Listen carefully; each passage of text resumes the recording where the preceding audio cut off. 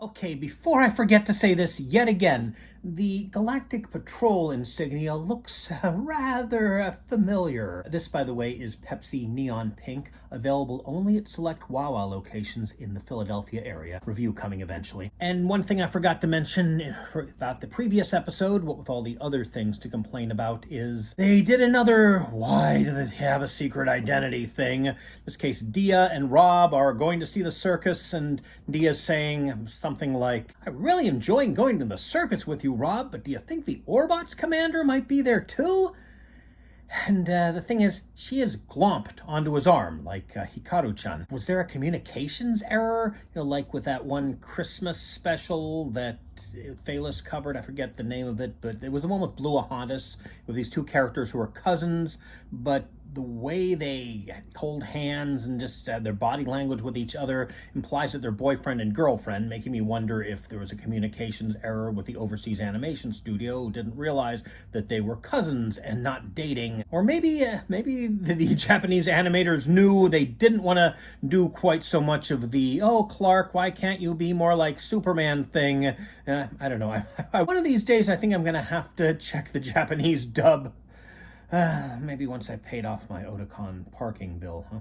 Anyway, episode 11, A Tale of Two Thieves. The Orbots land on the most densely populated planet in the galaxy. They are delivering a capsule containing a protean, a life form that, if exposed to oxygen, will grow and grow until it expands over the entire planet. Beware of the protean, it creeps and leaps and glides and slides across the floor. Anyway, it gets stolen by two thieves, Kleptos and his nephew, the Kid. That's apparently his actual name. They have some rap sheets there, and they Kleptos and Kid.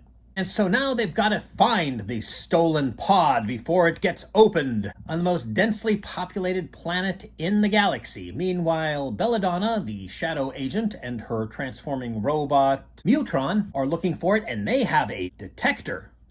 Rob, who is a scientist and in fact invented something a little while back that can detect any kind of energy, are just forced to search the most densely populated planet in the galaxy with no help. They go to a whole bunch of pawn shops and then they get lucky. It's one where Kleptos has been banned and tried to sell something there anyway, so the guy remembers him. It's interesting. Well, I guess he has no love lost for Kleptos, so he doesn't mind ratting him out to the Galactic Patrol. And, there's a lot of searching. Eventually, of course, the capsule gets opened, but they realize if oxygen makes it grow, maybe carbon dioxide will stop it, and find a big tank of carbon dioxide. I don't know, I guess some kind of energy plant?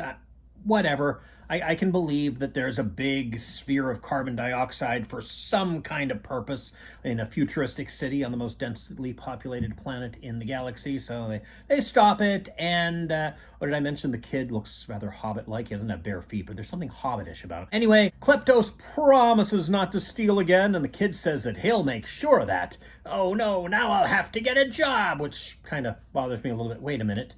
They're just stealing because... Really?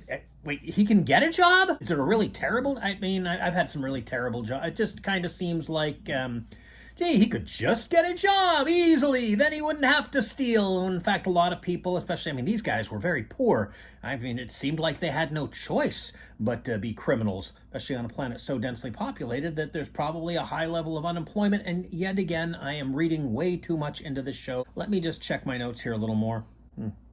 I should say a few more positive things before I get more negative. When Mighty Orbots separates into the Orbots, Ono withdraws her probe. I don't remember her keeping her key probe attached the whole time. I'm seeing her moving around the cabin. I'm looking for consistency.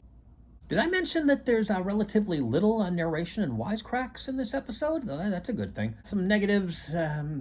They've already met Belladonna and Mutron in the past. Yet again, hey, it's that old villain who we met before, but the audience hasn't met before. It could just be, whoa, these people must be working for Shadow, because pretty much everybody, except for that captain from that Phaeton episode, it works for Shadow. And also, the way in which the capsule got stolen. First of all, Crunch is tossing it around, playing catch with Bort, who turns into a hoop with a net. But then Bort just sets it into the side, even though it's kind of a valuable thing, sets it right next to a vent where it can be easily stolen, which it is.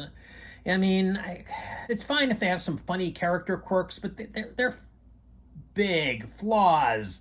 Surely there's a way to move the plot along without them just being incompetent. I guess I got 2 more episodes in which they can try that. I'm debating whether or not I should take a nap before I do anything more here. It kind of exhausted myself trying to find a Pepsi t-shirt, and then during that time I got thirsty and I decided to drink the Pepsi that I was going to use in this as a backup plan, and then I came up with another idea involving food coloring.